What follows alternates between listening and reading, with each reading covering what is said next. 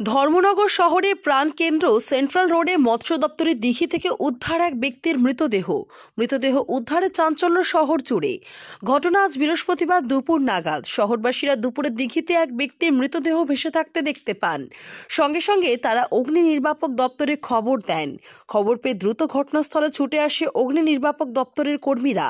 পরে এটি মৃতদেহ দেখতে পেয়ে তারা আর হাসপাতালে নিয়ে যাননি। ততক্ষণে স্থানীয় বাসিন্দারা খবর দেন ধর্মনগর থানার পুলিশ কর্মীরা ছুটে আসে এবং মৃতদেহ উদ্ধার করে ধর্মনগর জেলা হাসপাতালে নিয়ে যায়। সেখানে ময়না তদন্তের পর পরিবারের হাতে তুলে দেওয়া হবে বলে জানা গেছে। এদিকে মৃতদেহটি শনাক্ত করা গেছে।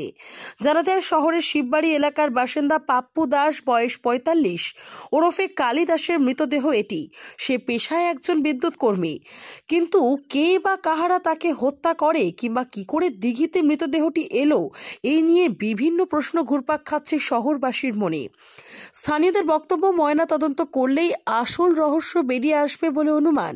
এদিকে তার পরিবার সূত্রে জানা গেছে গতকাল রাতেও সে বাড়িতে ছিল। তাহলে কখনই বা তার মৃত্যু হলো এবং কি করেই বা এই দিঘিতে আসলো, এই নিয়ে কিছুই বলতে পারছে না মৃতের পরিবারের লোকজনেরা। তবে তারাও সুষ্ঠু বিচারের আশায় প্রশাসনের দিকে তাকিয়ে রয়েছে।